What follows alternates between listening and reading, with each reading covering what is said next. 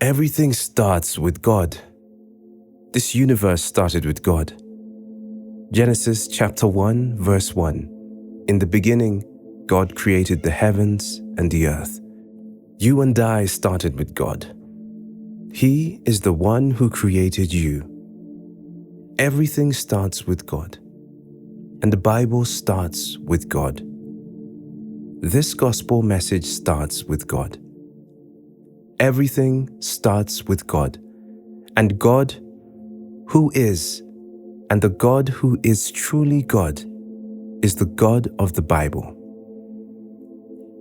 At the core of each person, there is a desire and a yearning for God. They can deny it and suppress this yearning for Him and live an unfulfilled life.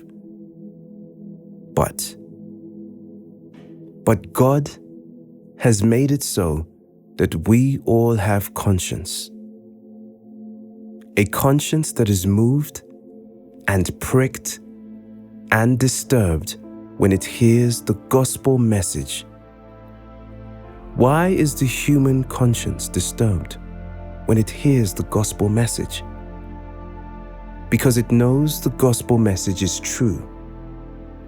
When people hear that there is a God who created the heavens and earth, their conscience tells them that it is true, that everything couldn't be here by accident. The world and all its complexities couldn't be formed by happenstance. When people hear that God created them, that He formed them, that He designed them in His own image, and that human beings are not animals, and that they are not a mishap of the evolutionary process, their conscience tells them that this is true. When people hear that God who created this universe and the God who created humanity therefore expects His creation to love Him and to obey the laws that He has set in His universe, their conscience tells them that this is true also. But why do people fight with their conscience if they know this is true? The answer is simple. The gospel message reveals to us that we are all guilty.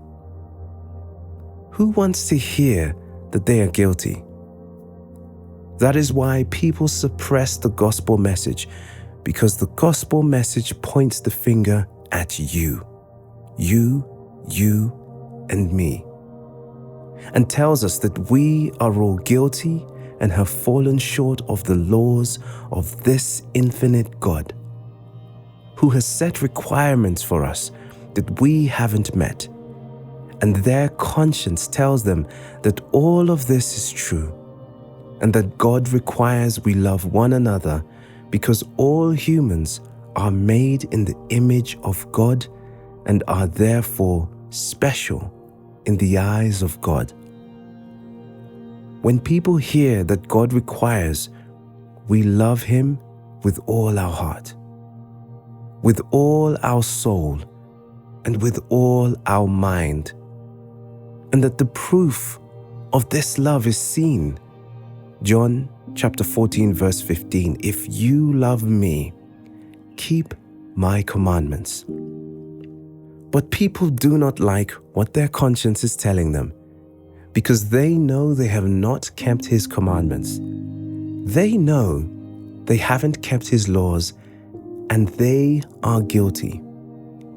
And they have offended and disobeyed a God who is eternal, infinite.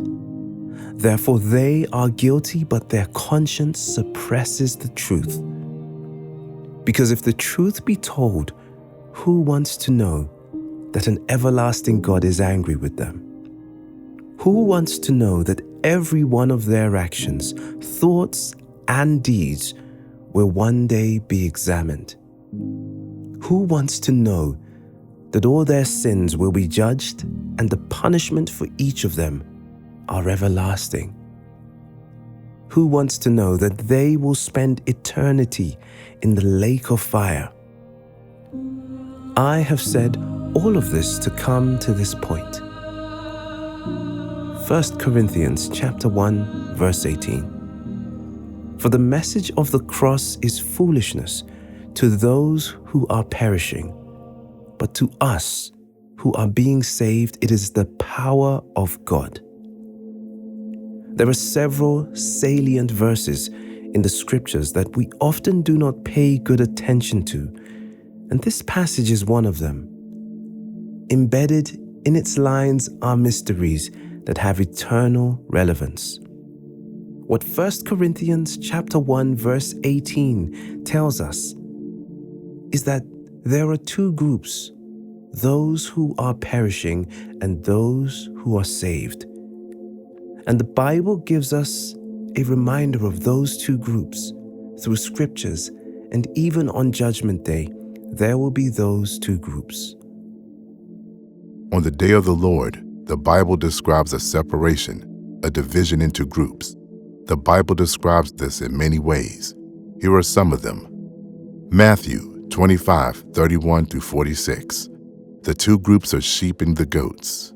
When the Son of Man shall come in his glory, and all the holy angels with him, then shall he sit upon the throne of his glory.